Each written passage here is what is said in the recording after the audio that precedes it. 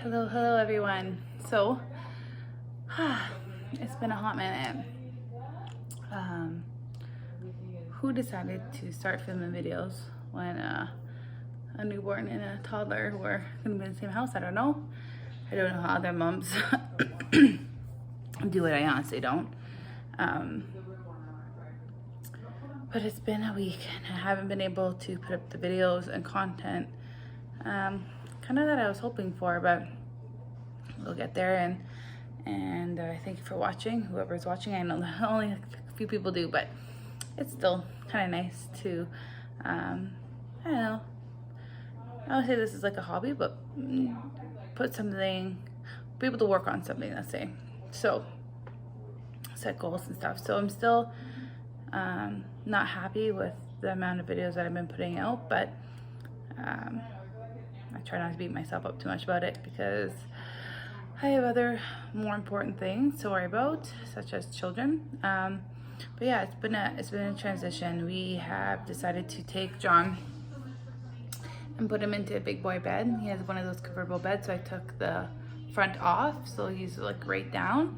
And that has been a learning curve for all of us. I think he's somewhat excited for it, but then it's a newfound freedom, but then for some reason he doesn't want to be alone, which he kind of grew out of that stage, and maybe it's because he doesn't feel completely surrounded by something anymore, I'm assuming.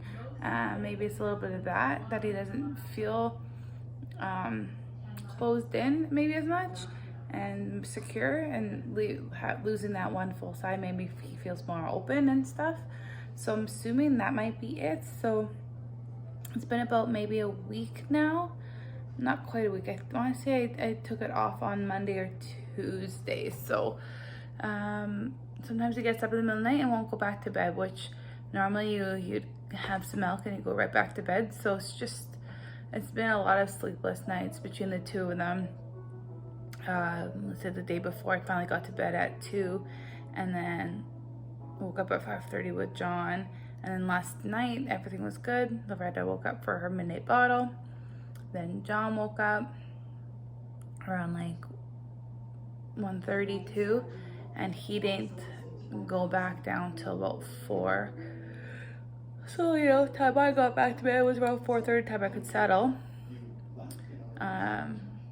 And then yesterday and today, I went back to bed after everyone got up. So I kind of feel like I waste my whole day, but there's no way I can continue. I could have continued day with 2 hours sleep, but nonetheless, I did want to kind of add this little clip to the little video that I had been having for a while, and I need to get on top of just filming videos and having some stocked up, because I was doing really good, and then life happens and I didn't. But I still need to finish my pergola.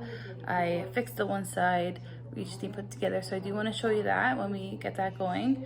We were building a bunch of stuff over at my mom's, so that kind of was busy, and I don't know, I just don't want to have I'll make my husband and my mom and the kids just always be on camera, because I know they probably don't want that. So I mean, I don't think my husband minds too much, but and then again, I just want to respect everyone's boundaries. So there's that. But I will show you, I can show you what we've been doing at my mom's. But nonetheless, I am going to be making another memory quilt. I don't know if I ever shared that I made some for my 2 aunts and for my mom when my papa passed away, and me and my sister made some 2 years ago for Christmas. And so my one aunt asked me if I could make a memory quilt for her friend. So I bought some fabrics, and I'm just gonna start prepping, cutting down the squares. It's just a simple, I'm very newbie sewer, so it's just simple square pattern quilt. And then I have like paper, I fabric you put printers on, so I add those to them as well. So I bought my fabric, excuse me, a little bit, and I got my cutting board and all my accessories. So I'm gonna get started on that. I have some bag of scrap fabric here that I might add a piece or two. I see one that might actually look really cute with it. But yeah, this is the fabric. This is just the color of thread I bought for the sewing of the big, not the little pieces, because that's all hidden, so it doesn't really matter. So I have this one, this little cute cat print, and this little floral print. Nice to have some solids, so it's a solid dusty rose color. It's actually the color of my bridesmaids' dresses from my wedding, me and Tim's wedding. And I got this one. Thought this was cute, just to add some color. Another solid, nice little green color. And then this one, it's white with black little hearts. So I think this is all gonna look super good together. So yeah, and like I said, I have some fabric over here in this bag from all the other quilts we've made. This is baby stuff, but see, like there's this one, which might look quite good with this too. So maybe I'll add that one as well. I think that will look cute. I should ask my sister because it is hers. Some more stuff. These are all the stuff, fabrics we've got. So I'm gonna use this as a measurement. And there's some yellow in here and some blues. This was a really pretty fabric. So yeah, these are just scrap pieces.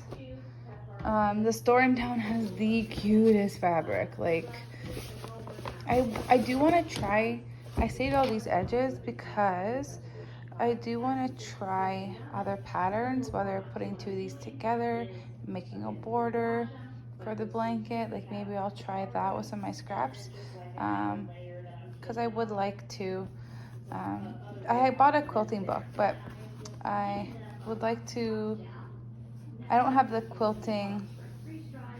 The quilting like machines. Like there's people that actually do quilting. They have a whole quilting room, and they have the nice machines that can do the little sewing designs in the fabric and can do like really like this turn, like turns, the circles or like curvy lines or hearts, and they can sew shapes and stuff because they have the machine that they sew. I don't. I just have a standard sewing machine, and so if anything, I could do some really cute patchwork. But like I said, I'm very new to it and I'm not most confident. And I don't really want to do that for somebody that I don't know. But we shall see. We shall see. Maybe I'll do a nice little border for it with, if I have any fabric left over, do like a skinny border, maybe. But the thing is all my stuff is straight. But I'm gonna try really hard this time to make sure it is, because all my aunts and my mom's blankets, they were kind of more like brick laid. Unintentional. I mean, it turned out really nice, but it was not meant to be that way. But nonetheless, that is what I'm planning on doing while Johnny's taking a nap. My mom has Loretta, because it's really hard to put John down, because he comes in and out of his room, he cries, and if Loretta's crying, then it's just a cluster mess. So I asked my mom if she wouldn't mind watching Loretta while I put John down. And did I ever show you our sign that we finished? Okay, so right now you see me just lining up all my fabrics and cutting my squares out. I am trying my rolling knife, but I didn't quite like the way that was cutting. So then I just switched back to my scissors. I got different sizes in each material, so now I'm just using my flat board and measuring everything out. I kind of wish I got a larger board, so like I can cut on it, and maybe that rolling blade knife would have been easier to use. But this works just fine. I'm measuring out 8-inch squares, so I'm just marking 8 inches on each side, and then drawing the line after, and then cutting from there. All in all, it's pretty easy. My squares aren't as uniform. I mean, they can't be perfect when you cut them like this. So I wouldn't mind getting one of those boards with the blade that you just slide, kind of, and then having the measurements on it, and that would probably give you more accurate measurements instead of just doing it by hand with scissors. Are we going on a crop tour? Are we going on a crop tour? Daddy, check the fields? Yeah?